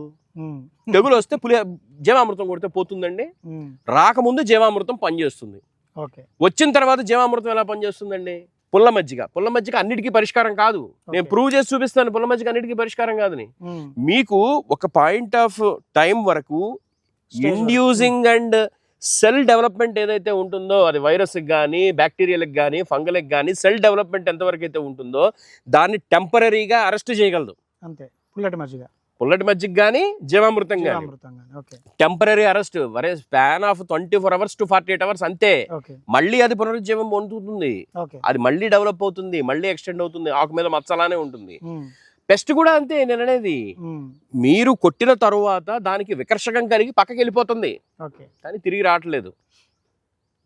అంటే అక్కడ రావట్లేదు అంటే దాని అర్థం ఏంటి? నేను చెప్పే పద్ధతిలో అయితే మీరు జీవామృతం స్ప్రే చేయంగానే పెస్ట్ పక్కకి వెళ్తుంది అని మీరు అనుకుంటున్నారు. మీరు అటు ఇంటికి వెళ్ళంగానే ఇది మళ్ళీ వస్తుంది. ఎందుకు వస్తుంది? జీవామృతంలో ఉన్నటువంటి బెల్లం వల్ల వస్తుంది. ఆ విషయం తెలియని సొంటలు జీవామృతం కొడితే చాలులే అని చెప్తారు. జీవామృతం వద్దండి, ఆవు మూత్రం కొట్టుకోండి డైరెక్ట్. మీకు ఉంటే ఆవు మూత్రాన్ని 200 లీటర్లకు 10 లీటర్లు పోసుకొని కొట్టండి. పోనీ ఒక 200 లీటర్లకి ఒక 2 లీటర్ల ఆవు మూత్రం పూసుకొని ఒక 200 గ్రాముల ఆవు పేడను మూటగట్టి బాగా పిసికి దాన్ని తీసుకెళ్లి కొట్టండి, అదొక రకం. బెల్లం కలిపి నీళ్లు తీసుకెళ్లి మొక్క కొట్టి దానికి తీపిని పెంచి పెస్ట్ను మీరు రెడ్ కార్పెట్ వేసి ఆహ్వానించి, నన్ను తినొద్దు, నన్ను చూడొద్దు, నన్ను మాట్లాడొద్దు అంటే అది ఎందుకు ఊరుకుంటుందండి? పెస్ట్ దాని ద్వారా తింటూ ఉంటుంది. అది తినకాడి నుంచి ఏమవుతుంది? ఆకు తిన్న గొంగళేమో బలుస్తుంది, రసం పీల్చి పురిగిన పురుగేమో దాని ఆహారం అది సేకరించుకున్న తర్వాత అది వైరస్ని డెవలప్ చేస్తుంది, డెబ్రిస్ని అందులో వదిలేస్తుంది. ఏం జరుగుతుంది? అది మెల్లగా సెల్ డెవలప్మెంట్ అయిపోయి ఆకంతా విస్తరించి తర్వాత అది మొజాయిక్ వైరస్ అని ఒకళ్ళు, నిజమే మొజాయిక్ వైరస్ అది. పల్లాకు తెగులు, మినుములో వచ్చేటువంటి పల్లాకు తెగులు, లీఫ్ కర్ల వైరస్, త్రిప్స్ దేనికి వస్తుందండి? త్రిప్స్లో అసలు వీళ్ళకి పేర్లు తెలుసా? త్రిప్స్ సైంటిఫిక్ నేమ్ వీళ్ళకి తెలుసా? అది ఎన్ని రకాలుగా మిటిగేట్ అయిందో వీళ్ళకి తెలుసా? ఎన్ని రకాల రూపాలు మార్చుకుందో తెలుసా? తెల్లదోమలో ఎన్ని జాతులు ఉన్నాయో తెలుసా? అది ఎన్ని రకాలుగా డెవలప్ అయిందో తెలుసా? ప్రతి దానికి ఏమీ తెలుసుకోకుండా ఏం చెప్పకూడదు. రండి, కోర్సులో జాయిన్ అవ్వండి, నేర్చుకోండి. నేనేదో ఈ ఉన్నదంతా కూడా ఒకేసారి ఒక వీడియోలో చెప్పేస్తే అయిపోయేది కాదండి. మేము డైలీ క్లాసులు రన్ చేస్తుంటేనే ఓకే 100 మంది సభ్యులను పెట్టుకొని ఒక డైలీ క్లాస్ రన్ చేస్తుంటే ఓకే ఇవాళ ఒక టాపిక్ చెప్పి ఈ టాపిక్ మీద రేపు చర్చించి ఎల్లుండి వాళ్ళకి క్విజ్ పెట్టి అందులో వాళ్ళు ఉత్తీర్ణైన వాళ్ళు ఎంతమంది, ఉత్తీర్ణులు కాని వాళ్ళు ఎంతమంది, మళ్ళీ వాళ్ళని కూర్చోబెట్టి ఏం చెప్పి ఎలా చేయాలి, వాళ్ళ నాలెడ్జ్ ఎలా పెంచాలో చూస్తున్నాం. ఇన్ఫెక్షన్స్ అనేది చాలా తేలికండి, ఏం కంగారు పడాల్సిన పని లేదు. కళ్ళు మూసి తెరిచే లోపు కంట్రోల్ చేసుకోవచ్చు. ఎన్ని రకాల తెగుళ్ళు ఉంటాయో తెలియదు వీళ్ళందరికీ. పాలేకర్ గారు దేవుడు, ఆయన చెప్తాడు ఖచ్చితంగా, వీళ్ళకి తెలీదు ఏమి. నెక్స్ట్ న్యూట్రియంట్స్ లో ఎంత ఫుల్ చేస్తారంటేనండి, అసలు ఎంత బాధేసిద్దు సార్. నాకు తెలియక అడుగుతా, మీరు అన్నం తిన్నారండి, లేచి తిరగగలరు. మీరు అన్నం తినలేదండి, సలైన్ పెడితే తిరగగలరా? సలైన్తో ఎన్ని రోజులు బతుకుతారండి? భూమిలో బేసిక్ గా పోషకాలు లేకుండా, భూమిలో ఉండవలసినటువంటి పోషక వ్యవస్థ లేకుండా జీవామృతం ఇచ్చే ఉపయోగం అండి? ఏం చెప్తుందండి సైన్స్? పాలేకర్ గారు ఏం చెప్పారండి ఆయన పుస్తకాల్లో, ఆయన రచనల్లో, ఆయన సభల్లో, ఆయన మాటతో వారు ఏమన్నారు మహానుభావులు? భూమిలో ఉన్నటువంటి పోషకాలు మొక్క గ్రహించుకోలేని స్థితిలో ఉంటాయి. మనం జీవామృతాలు అందించినప్పుడు ఈ బ్యాక్టీరియాలు ఆ పోషకాలని కరిగింపజేసి మొక్కలు మళ్ళీ గ్రహించేలాగా చేస్తాయి. ఇది వారు చెప్పినటువంటి మాట. ఆయన ఏంటి, కృష్ణచంద్ర గారు చెప్పిన ఏ చిన్నపాటి కాలేజీలో ఏ లెక్చరర్ అయినా ఇదేనండి చెప్పేది. భూమిలో పోషకాలు ఉంటే అది మొక్క గ్రహించలేని స్థితిలో ఉంటే బ్యాక్టీరియాలు వెళ్ళి ఆ పోషకాలు ఆ మొక్క గ్రహించేలాగా చేస్తాయి అనేది కామన్ పాయింట్. అసలు భూమిలో పోషకాలే లేకపోతే ఎక్కడి నుంచి ట్రాన్స్ఫర్ అవుద్ది ఇదంతా? భూమిలో సహజ సిద్ధంగా పోషకాలు లోతుకు వెళ్లే కొద్దీ ఉంటాయి. లోతుకు ముందు వేరు వెళ్ళాలి కదా. లోతుకు వేరు వెళ్ళాలంటే ఏం కావాలండి? భూమి పై పొరలో కానీ లోపల పొరల్లో కానీ ఎక్కడైనా కర్బనం ఉండాలి.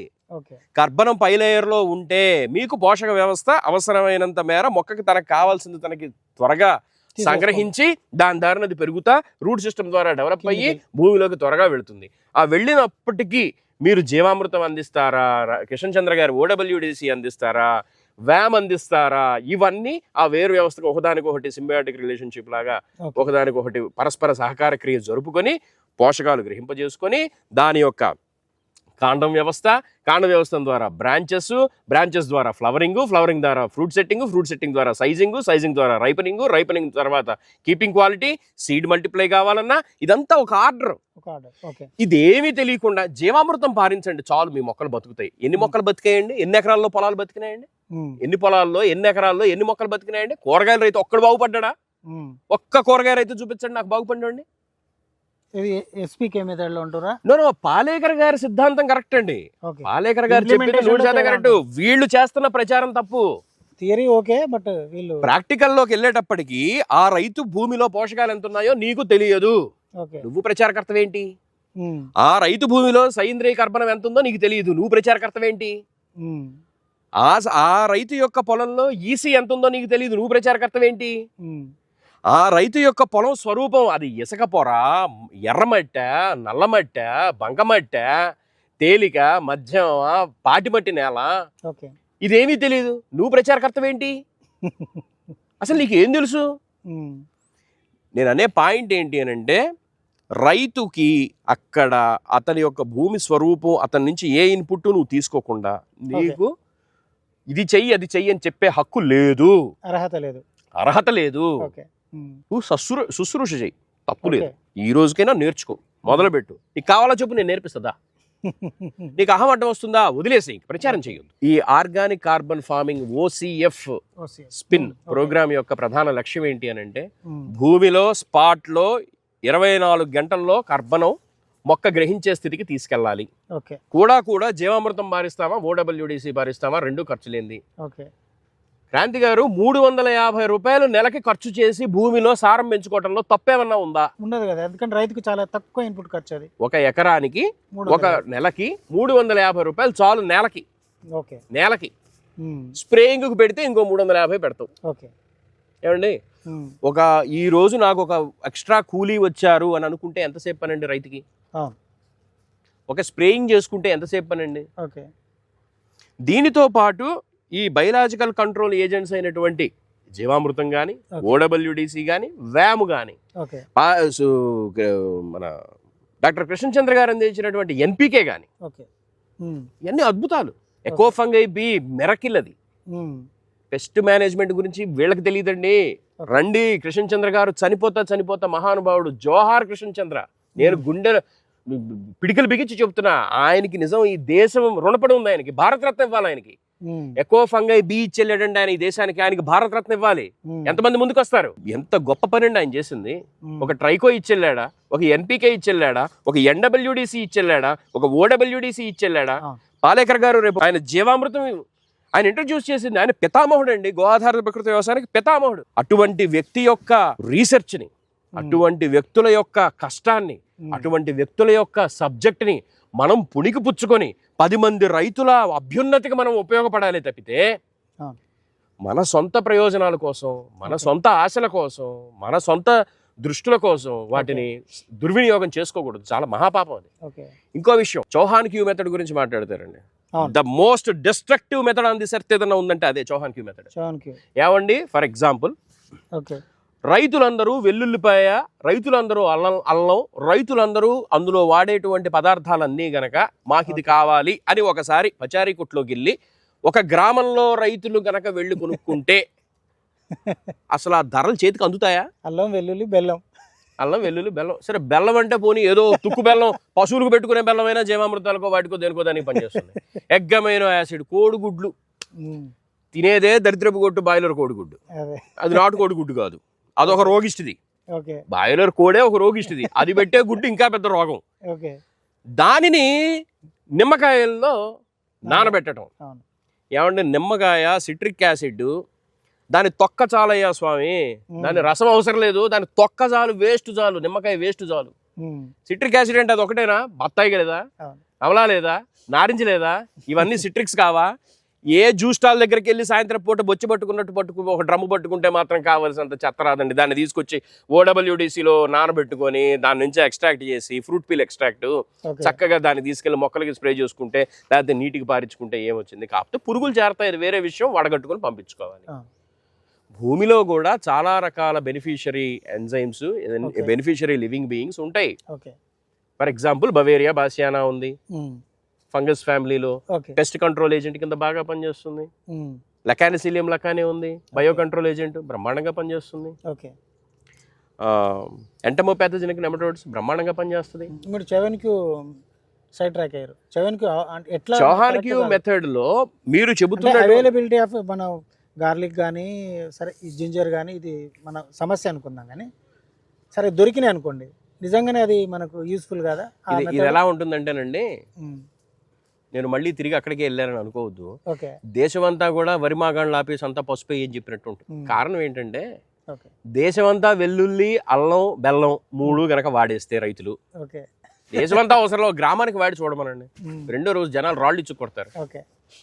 యాక్చువల్గా చౌహాన్ క్యూ మెథడ్ మన ఇండియన్ కండిషన్స్ కు అసలు అవసరమే లేదు. వాళ్ళకంటే ఆవు లేదండి, వాళ్ళకి దిక్కు లేక వాళ్ళు వాడుకుంటారు, మనకేం కర్మ.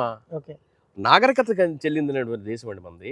నాగరికత చెందినటువంటి దేశంలో పుట్టి మనం విదేశీ వ్యవహారాలన్నీ మనకెందుకు చెప్పండి? అరే, ఈ దేశంలో రెన్యూబుల్ ఎనర్జీ అవైలబిలిటీలో ఉందిరా నాయన, అది వాడుకోండి చాలు అని చెప్పి చెబుతుంటే, ఈ దేశంలో ఆ ఉంది, ఈ దేశంలో ఓడబ్ల్యూడిసి ఉంది, ఈ దేశంలో ఎన్డబ్ల్యూడిసి ఉంది, ఈ దేశంలో ఎన్పికే ఉంది, ఈ దేశంలో ఇన్ని ఇన్పుట్స్ ఉన్నాయి, ఈ దేశంలో ఆర్గానిక్ కార్బన్ ఉంది. ఆర్గానిక్ కార్బన్ కి కొన్ని స్పెషల్ ఫార్ములాస్ ఇండ్యూస్ చేసి మీకు స్పాట్ లో కర్బనం పెంచడానికి అవసరమైనటువంటి మెటీరియల్స్ రాబోటోళ్ళం ఇస్తున్నాం. వాడుకోండి, బాగుపడండి, ఎవరొద్దన్నారు? 350 రూపాయలతో నీకు ఎకరానికి నెలకి పోషకాలు అయిపోతున్నాయి. మా నవీన్ ఉన్నాడు, 25 సెంట్లలో 8 అడుగుల దూరం పెట్టి కంది వరసలు పెడితే మీరే చూసారు వీడియో, తనే చెప్పాడు 200 కేజీల కందులు దిగుబడి వచ్చినాయి. బొబ్బర్లో 30 సంవత్సరాల క్రితం విత్తనం వాళ్ళ ఇంట్లో వేస్తా ఉంటే ఏ సంవత్సరం రాలేదు, ఈ సంవత్సరం నేను ఇచ్చిన గ్రోత్ మోటార్ వాడిన తర్వాత బేభత్సంగా దిగుబడి వచ్చిందని ఆనందాన్ని వ్యక్తం చేశాడు. మీరు విత్తనం అన్నారు కాబట్టి, అసలు ఈ దేశీయ విత్తనము, విత్తన శుద్ధి మనం వాడుతుంది నిజంగానే దేశీయ విత్తనాలేనా, లేదా హైబ్రిడ్ విత్తనాలని దేశీయ విత్తనాలుగా ప్రచారం చేస్తారా? అంటే ఆర్గానిక్లో ప్రధానమైంది కూడా విత్తనం కూడా ఒక, మీరు చెప్పిన స్పిన్లో ఫస్ట్ సీడ్ కరెక్ట్. సో మీకు చెప్తే ఎంత ఆశ్చర్యంగా ఉంటుందంటేనండి, దేశవాళీ అంటే ఏంటి చెప్పండి? అంటే మన నేలలో పండింది మనకు దొరకడం. నేనేమంటానంటే ఇండిజినస్ అంట. Indigenous, okay. అవును. లోకల్ అంటే ఏంటండి? ఇప్పుడు నేను చెప్పిన దానికి సిమిలర్ అది, స్థానికంగా దొరికేది, అంతే కదా. దేశవాళీ ఓకే వేరు, స్థానికం వేరు. ఓకే స్థానిక విత్తనం వేరు, దేశవాళీ విత్తనం వేరు. ఓకే వీళ్ళు దేశవాళీ విత్తనాలు ఇస్తున్నారా, అనువంశిక విత్తనాలు ఇస్తున్నారా? వీళ్ళు పంచుతున్నది రాజుల కాలం మనకు క్యారీ ఫార్వర్డ్ అయినా హెయిర్లూమ్ సీడ్స్. వీళ్ళందరూ ఇస్తున్నది హెయిర్లూమ్ సీడ్స్ అండి, దేశవాళీ సీడ్స్ కాదు. ఓకే ఈ హాఫ్ నాలెడ్జ్ వీళ్ళందరిది. దేశవాళీ అంటే ఏంటండి, నాటు. నాటు అంటే ఏంటండి, రైతు స్థాయిలో ఉత్పత్తి కాబడినటువంటి విత్తనం. Okay what is the meaning of indigenous open pollinated? మీకు సంకరపరచినటువంటి నాటు విత్తనాన్ని దేశవాళీ విత్తనం అని అనుకోవచ్చు. Okay, open pollinated, indigenous open pollinated. దేశవాళీ నాటు విత్తనము, హైబ్రిడ్ కాదు. హైబ్రిడ్ ఎందుకు కాదు అంటే సంకరపరచనిది. ఓకేనా, క్లారిటీ వచ్చిందా మీకు? ఇప్పుడు వీళ్ళు ఇస్తున్నటువంటి విత్తనం దేశవాళీ విత్తనమా, హెయిర్లూమ్ అనువంశిక విత్తనమా? ఏం చెప్తున్నారండి వీళ్ళు జనాలకి? వీళ్ళు ఇచ్చిన విత్తనంలో కనీసం 10% కూడా మొలకరాదు. వేరే విషయం కాసేపు పక్కన పెడదాం. వీళ్ళు ఏ రోజు మా దగ్గర ఈ విత్తనాలు ఉన్నాయండి, మాకు కొంచెం ఇది డెవలప్ చేసి పెట్టండి, లేకపోతే క్రాంతి గారు ఈ విత్తనం నుంచి ఇది హై దిగుబడి రావడానికి మేము ఎటువంటి ప్రాక్టీసెస్ చేయాలని వీళ్ళు ఏ రోజు అడిగిన పాపాను పోలేదు. సరే, నా ప్రయత్నం ఏదో నేను చేస్తాను, అది వేరే విషయం. నాకు అనువంశిక విత్తనం మీద నేను పెద్దగా ఫోకస్ ఎందుకు చేయలేదు అని అంటే, ప్రజల్లో ఒక 5% 10% దాని మీద ఇంట్రెస్ట్ పెంచుకుంటూ ఉంటే మనం ఇట్లాంటి విత్తనాన్ని మనం అందించవచ్చు. ఇప్పుడు వీళ్ళు ఇస్తున్నది మహా అయితే 15 బస్తాలో 18 20 రికార్డు స్థాయిలో ఏదో కుజీ పటాలియా లాంటిది ఒక 25 బస్తాలు దిగుబడి వస్తుంది, కానీ యాక్చువల్గా 30-35 బస్తాలు దిగుబడి వస్తుంది. హెయిర్లూమ్ సీడ్ 30-35 బస్తాలు వచ్చింది దిగుబడి. చెప్పా కదా, ఈ అజ్ఞానం అంతా అక్కడ కూడా వలకబోసారు, ఎందుకని వచ్చే దిగుబడి రావట్లేదు. అనువంశిక విత్తనం అని అంటే ఇప్పుడు మీకు కుజీ పటాలియా గానీ, కులాకర్ గానీ, పేరేంటి నవారా గానీ, బాస్బాగ్ గానీ, తులసిబోగ్ గానీ, నారాయణ కామిని గానీ, బహురూపి గానీ, ఈ వెరైటీస్ అన్ని అనువంశిక విత్తనాలు. మీకు ఇంకో విషయం చేస్తే ఆశ్చర్యపోతారు. కొల్లాం సీడ్ అని మీరు సూపర్ బజార్స్ వాటిల్లో కొల్లాం రైస్ అని చెప్పి అమ్ముతారు. అసలు సీడ్ ఏంటో మీకు తెలుసా? It's an OP variety HMT. OP variety HMT. HMT variety అనేది ఎప్పటి నుంచి ఉంది? కొల్లాం అనగానే కేరళ అనుకుంటారు, బట్ యాక్చువల్లీ అది కొల్లాం ఏరియాలో ఒక బ్రాండెడ్ కంపెనీ దాన్ని రిలీజ్ చేయడం జరిగింది. విచిత్రంగా ఇప్పుడు ఏం జరుగుతుంది అంటే, గడిచిన 2 సంవత్సరాల నుంచి ప్రతి హైబ్రిడ్ వెరైటీ సీడ్ని కూడా కొల్లాం రైస్ కింద పెట్టేసి అమ్ముస్తున్నారు. బట్ కానీ actually the name of the Kollam seed is HMT. మన సహజ సీడ్స్ కృష్ణప్రసాద్ గారు వాళ్ళు ఇస్తారు, అది కావాలంటే మీకు మంచి సీడ్, గ్రేడెడ్ సీడ్, బెంగళూరు. మీకు విత్తనోత్పత్తి గురించి ఇది కావాలని అంటే ఉప్పాడలో సురేష్ గారు ఉంటాడు, కుజీ పటాలియా సీడ్ ఎలా ఉత్పత్తి చేయాలో ఒకసారి నేను చెప్తే ఆయన ఈ రోజుకి అదే ఫాలో అవుతున్నారు. కేళీలు లేని విత్తనం, వీళ్ళు ఇచ్చే విత్తనాలు. ఇప్పుడు కడప ఆయన బయలుదేరాడు, నేను విత్తనం ఇస్తా, నేను అది చేస్తా, నేను ఇది చేస్తాను. నా దగ్గర రైతుల డేటా ఉంది. ఒక్కొక్కళ్ళు ఏందండి ఈ విత్తనం ఒకటి కూడా మనకు రాదు, ఏమీ రాదు, కాలం పోయి ఏడుస్తున్నాం మేము ఈ రకంగా. ఆవు మీద ప్రేమతోనో ఇంకో దాని మీద ప్రేమతోనో మేము అని చెప్పి విత్తరణ నేను గుప్పెడిస్తా, మీరు నాకు కిలో ఇవ్వండి. ఇవన్నీ సెంటిమెంటల్ డైలాగ్స్ అండి, ఏది పనికొచ్చేయకు. నీకు జాగ్రత్తగా విత్తనాన్ని నిజంగా చేయించే ఉద్దేశం ఉంటే రా, నేను కూడా పెట్టుబడి పెడతా. నేను అప్పు చేసేనే తీసుకొచ్చి పెడతా. ఓ 5 ఎకరాలు అన్ని రకాల విత్తనాలు వేద్దాం, మల్టిప్లై చేద్దాం. నీకు విత్తనం ఎలా మల్టిప్లై చేయాలో నేను చూపిస్తా. నీకు హై ఈల్డ్ సీడ్ ఏ రకంగా ప్రొడ్యూస్ చేయాలో నేను చూపిస్తా. అసలు అర్హత లేకుండా మాట్లాడకూడదు, ఫస్ట్ దాని గురించి తెలియకుండా మాట్లాడదు. దాని అంతా అదే పండేసిద్దా? ఏమంటే నేను ఒక విషయం చెప్తా, ఏ పంట అయినా ఎలా పండుతుందండి? భూమిలో పోషకాలు ఉంటే పంట పండిద్ది. పంటలో పోషకాలు ఎక్కడి నుంచి వస్తాయండి? భూమిలో ఉన్న పోషకాలే కదా గ్రహించుకొని ఇది తయారయ్యేది. నీ భూమిలో పోషకాలు లేనప్పుడు, నువ్వు ఇచ్చినటువంటి విత్తనంలో దమ్ము లేనప్పుడు, రైతుకు అక్కడ దిగుబడి 15 క్వింటాళ్లే వచ్చిన 15 బస్తాలే వచ్చినప్పుడు, 15 × 75 కేజీలే వచ్చినప్పుడు, లేకపోతే 10 కేజీలు × 75 కిలోలే వచ్చినప్పుడు, అది పోషకాహారం ఎలా అవుతుందండి? నాకు తెలియక అడుగుతాను. అది తొప్పి దగ్గర విత్తనం అనే కదా దాని పేరు. ఆ విత్తనంలో దమ్ము లేక దిక్కుమాలిన దిగుబడి వచ్చిందనే కదా. తక్కువ వచ్చిందంటే అదే కదా అర్థం. భూమిలో దమ్ము లేదని కదా. భూమిలో దమ్ము నువ్వు పెంచావా? నీకు తెలిసిందేంటి? జీవామృతం ఇచ్చినది 10 బస్తాలే వచ్చిందంటే దాని అర్థం ఏంటండి? భూమిలో ఉండాల్సినటువంటి కార్బనం లేదు. నేలను ఎన్రిచ్ చేయడానికి ఇప్పుడు ఈ ఆర్గానిక్ కార్బన్ పౌడర్ నేను ఏదైతే ఇస్తానంటున్నానో, ఫార్ములేషన్స్ ఇస్తానంటున్నానో, సార్ ఇది ఏ నేలకి ఆ నేల సపరేట్, ఏ రైతుకి ఆ రైతు సపరేట్. మీ యొక్క సాయిల్ కండిషన్, మీ యొక్క క్రాప్ కండిషన్, మీ యొక్క వాటర్ అవైలబిలిటీ, వీటన్నిటిని పరిధిలోకి తీసుకొని ఒక ఫార్ములేషన్ తయారు చేసి ఇస్తా. దాన్ని చక్కగా తీసుకెళ్లి వాడుకోండి. మీకు ఇమ్మీడియట్ రిజల్ట్ వస్తుంది. ఫార్మర్ చేంజ్ అయిపోతుందా మీరు ఇచ్చేది? ఫార్మర్ టు ఫార్మర్ చేంజ్ అవుతుంది, క్రాప్ టు క్రాప్ చేంజ్ అవుతుంది. మల్టీ లేయర్ అయితే ఒక రకమైనటువంటి డెసిషన్ తీసుకోవాలి, ఓకే మోనోక్రాప్ అయితే ఒక రకమైన డెసిషన్ తీసుకోవాలి, అవును. రకరకాలుగా మారుతుంది. అవును. సో ఈ స్పిన్ అనేటువంటి ప్రోగ్రామ్ లో seeds, pest and insects, infections, nutrients నాలుగిటి గురించి ఒకదానికొకటి ఇంటర్లింక్డ్. ఓకే ఈ ఇంటర్లింక్డ్ నాలెడ్జ్ ఏమీ లేకుండా మనం ప్రకృతి వ్యవసాయం గురించి ప్రచారాలు చెయ్యరాదు. ఓకే ఇలా మనం చేస్తే, మనం సొంత పెత్తనం బోడి పెత్తనం చేస్తే ఏడ్చి మొహం కొడుకున్నట్టుంటది. రైతులు దివాళా తీస్తారు, తద్వారా దేశం దివాళా తీస్తుంది. ఓకే ఏదన్నా మాట్లాడితే ఇన్ని రోజులు మనకు ఆర్గానిక్ ఫార్మింగ్ మీదనో లేకపోతే ఎస్పీకే మెథడ్ ఫార్మింగ్ మీదనో జరిగిందంతా అమ్మకే అంటారా మీరు? పాలేకర్ గారు చెప్పినటువంటి విధానం చాలా కరెక్ట్. ఓకే నేను అనేది ఇంప్లిమెంటేషన్ గురించి. ఇంప్లిమెంటేషన్ లో వీళ్ళందరూ చేసినది మహాభూతు. Okay first point. ఓకే కర్బన శాతం నేలలో ఎంత ఉందో తెలియకుండా, కర్బన శాతం ఎలా పెంచాలో నాలెడ్జ్ లేకుండా రైతులకి మీరు అది చెయ్యండి ఇది చెయ్యండి అని దిక్కుమాలిన సలహాలు ఇవ్వటం చాలా తప్పు. ఓకే ఏదన్నా అంటే మనం తప్పించుకోవడానికి దేవుడు నా చేత ఈ పని చేస్తున్నాడంటే వెంకటేశ్వర స్వామికి ఇంకేం పని లేదా? ఆయనకి అలివేలు మంగమ్మను పద్మావతమ్మ గారు ఇద్దరు ఉన్నారు, ఆయన బాధలు ఆయనకు ఉన్నాయి. ఏమండి దేవుడు నా చేత జయిస్తున్నాడు, దేవుడికి ఏం పని పాట లేదా? మేము చెప్పలేమా శ్లోకాలు? మాకు తెలియవా? మాకు తెలియని సంధ్యావందనమా? మాకు తెలియని నమక చమకాల? మాకు తెలియని రుద్రమా? మాకు తెలియని మహాన్యాసమా? మాకు తెలియని విష్ణు సహస్రనామా? మాకు తెలియని లలితా సహస్రనామా? మేము పఠించలేమా? మేము ఉచ్చరించలేమా? మాకు రాదా?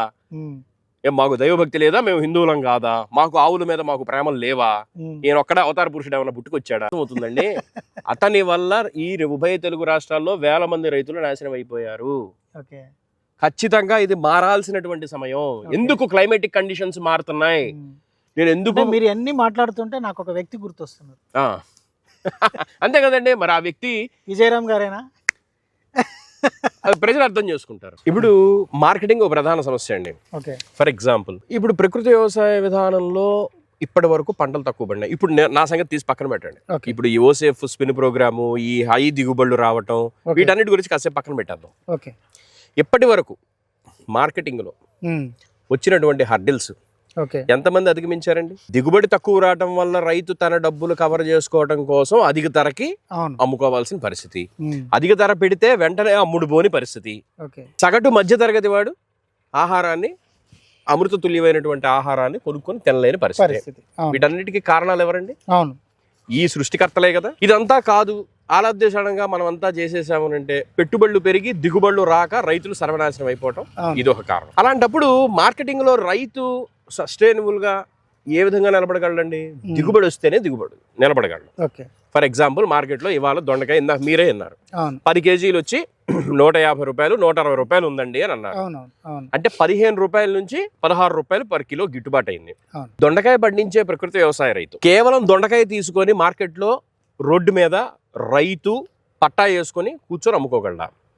దురదృష్టవశాత్తు భారతదేశంలో కాళ్ళకు వేసుకునే చెప్పులేమో షోరూమ్ లో ఉంటాయి, ఆహారం ఏమో రోడ్డు మీద ఉంటుంది. ప్రకృతి వ్యవసాయ రైతు ఎవడికి అద్దె కట్టి ఎక్కడ బిల్డింగ్ తీసుకొని 10 రకాల కూరగాయలు పెట్టుకొని అమ్ముకుంటే సక్సెస్ అయినటువంటి దాఖలాలు ఏమి?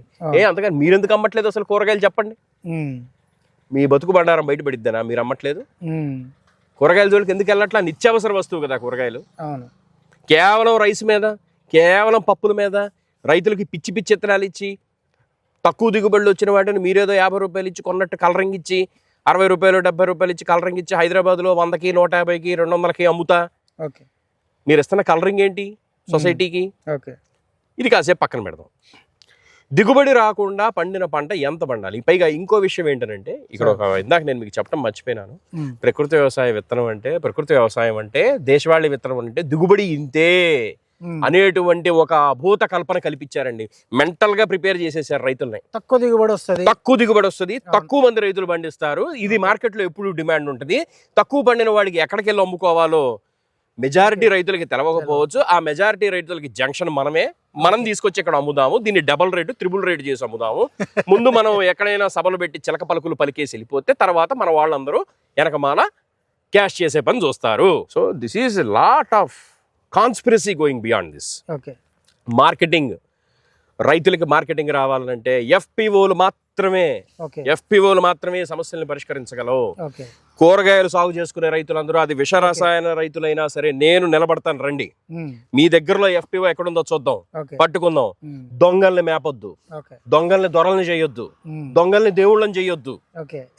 మీ రైతులందరూ కలిసి చక్కగా మీరే ఒక చిన్న ఎఫ్పిఓ ఫామ్ చేసుకుని ఆ ఎఫ్పిఓ ద్వారా ఎలా క్యాల్కులేట్ చేయాలి, ఎలా మార్కెటింగ్ చేయాలి, ఎట్లా ఎజ్యూమ్ చేయాలి, సగటు మధ్యతరగతి వాడికి అందుబాటు ధరలో పెట్టండి. ఎందుకు అమ్ముడుపోతో చూద్దాం. సంవత్సరం అంతా ఒకటే ధర పెడతారా? కొన్ని రకాల కూరగాయలు పెట్టండి, దిగుబడి ఇచ్చే పూచి నాది. నా జీవితం మొత్తం రైతులకు సేవ చేయడానికి నేను రెడీగా ఉన్నా. నేను క్లాసులు చెప్పడానికి రెడీగా ఉన్నా. రండి, కోర్సులో జాయిన్ అవ్వండి. మీకు దిగుబడి రాకపోతే అప్పుడు నన్ను అడగండి. మొదట వారం రోజులు అసలు నేను చెప్పింది జరగకపోతే నా కోర్సు ఫీజు కూడా కట్టబాకుండా వదిలేసేయండి. నేను 2,500 రూపాయలు ప్లస్ GSTతో ఒక ఫీజు పెట్టా. దేనికి పెట్టాను? మీరెట్టా పట్టభద్రులు అయ్యారు, నేనెట్లా పట్టభద్రుని అయ్యాను, అదే విధంగా ఒక 2,500 రూపాయలు నథింగ్ కాస్ట్, ఒక న్యూస్ పేపర్ కంటే తక్కువ రేటు ప్లస్ GST మహా అయితే ఇంకో 400 ఏమో పడిద్ది ఫర్ ఎగ్జాంపుల్. అంటే 2,900. ఇప్పుడు మీరున్నటువంటి గ్రూప్ ఉంది కదా, మా గ్రూప్ లో ఆ రైతులందరూ నాకు ఫీజు కట్టిన వాళ్ళే. ఫీజు కట్టినప్పుడు నాకు కూడా బాధ్యత ఉంటుందండి. మీకు నన్ను అడిగే హక్కు ఉంది, మీకు సమాధానం చెప్పాల్సిన బాధ్యత నాకుంది. ఏది ఊరినే రాదండి. రా, విద్య నేర్చుకోవడానికి రెడీయా? ప్యాడీకి సపరేట్ గా గ్రూప్ ఉంది, వాటర్ మెలాన్కి సపరేట్ గా గ్రూప్ ఉంది, కూరగాయలకి సపరేట్ గా గ్రూప్ ఉంది. రా, నీకు ఏం సాగు చేస్తావో చెప్పండి, ఆ సాగులో ఆ గ్రూప్ లో తీసుకెళ్లి పడేస్తాను. రండి, అక్కడ రైతులు సక్సెస్ స్టోరీస్ అందరూ వినండి, చెయ్యండి, ఆచరించండి. 3 రోజుల్లో, వారం రోజుల్లో దిగుబడి స్టార్ట్. థింగ్ ఏంటంటే రైతులని దిక్కులేని స్థితిలో, ప్రకృతి వ్యవసాయ రైతుల్ని దిక్కులేని స్థితిలోకి తోసేస్తారు ముందు వీళ్ళే. తర్వాత చెయ్యి అందించి ఆదరించినట్టుగా షోమేడాలు చేస్తారు. నిత్యావసర వస్తువు కూరగాయలు ఎందుకు రావట్లేదండి మార్కెట్లోకి? కేవలం వరే ఎందుకు వస్తుందండి? వరి మాత్రం ఫుల్ ఫ్లెడ్జెడ్ గా వస్తుందా? లేదు. APCNF లో PMDS విత్తనాలు చల్లమని చెప్తున్నారు. వీళ్ళు ప్రచారం చేస్తున్నారా? నేను ప్రచారం చేస్తున్నా, PMDS విత్తనాలు చల్లండి, ప్రీ మాన్సూన్ డైసోయింగ్ చెయ్యండి. విజయ్ కుమార్ గారు కష్టపడి చెప్తున్నాడు అక్కడ. ఆయన రిటైర్ అయిపోయిన తర్వాత కూడా దేనికి చేయాలి? అందరూ కలిసి చల్లితే వర్షాన్ని ఆకర్షించవచ్చండి. మనం ఏం చెప్తాం సింపుల్ గా? హవిస్సుని వేద్దాం. ఎంతమంది రైతుల చేత ఇచ్చే హవిస్సు? ఆవు పేడ పిడకల మీద ఆవు నెయ్యి వేసి వెలిగించడం. ఎంత ధర్మకార్యమే అది, నేనేం కాదంటలా. అగ్నిహోత్రం అనుకోండి పోనీ. అగ్నిహోత్రం ఎంతమంది రైతుల చేత చేయించా? ఆవు పేడ పిడక 50 రూపాయలు 25 రూపాయలు ఎంతో. మొన్న ఎవరో ఒక లేడీ చెబుతున్నారు, ఆవిడ కుసుమ గారు ఎవరో ఫోన్ చేసి, బాబు క్రాంతి గారు, అయ్యా నా బిడ్డ లాంటి వాడివి, 25 రూపాయలు 50 రూపాయలు అయ్యా ఆవు పేడ పిడక. ఆవు పేడ పిడకని కూడా నువ్వు 25 రూపాయలకి డబ్బులు అమ్ముతున్నావు, నీ చేత భగవంతుడు చేయిస్తున్నాడా ఇదంతా? పైగా ఒక శివద్వేషిని పట్టుకొని, ఓ శివద్వేషి, ఒక మఠాధిపతి, ఒక శివద్వేషి పేరు ఉచ్చరించడం కూడా నాకు ఇష్టం లేదు. అతన్ని పెట్టుకొని పాదయాత్ర. ఏం తెలుసు అతనికి పాదయాత్ర చేయడానికి? అతను తిరిగిన చోటల్లో ఏమైనా బంగారం వండుతుందా ఏంది? చిన్నజీయర్ స్వామితో జరిగిన పాదయాత్ర అది, అంటే అందరికి తెలవాలి కాబట్టి. ఏం చేస్తున్నారండి వీళ్ళంతా? ఎవరు చెబుతున్నారండి పులిహార కథలు? హిందూ ధర్మం ఉద్ధరించడానికి నువ్వు ఉన్నావా? హిందూ ధర్మం ఎలా ఉద్ధరించబడిద్దో తెలుసా అసలు? వీళ్ళంతా ముసుగేసుకున్న అభినవ గాంధీలు. గాంధీ గారు ఈ దేశానికి స్వతంత్రం కోసం ఎంత కష్టపడ్డాడో అంతకు మించి సుభాష్ చంద్రబోస్ గారు అంతకంటే ఎక్కువ కష్టపడ్డాడు. మాకు యుద్ధం చేయటమే తెలుసు. నువ్వు సైన్స్ చెప్పి రైతుల చేత వ్యవసాయం చేయించదగినటువంటి సబ్జెక్టు కెపాసిటీ నీ దగ్గర ఉంటే ఈ దేశంలో ఇన్ని కంపెనీలు రావు. పాలేకర్ గారు ఒక్కళ్ళ మాట చెల్లుబాటు అవ్వట్లేదు.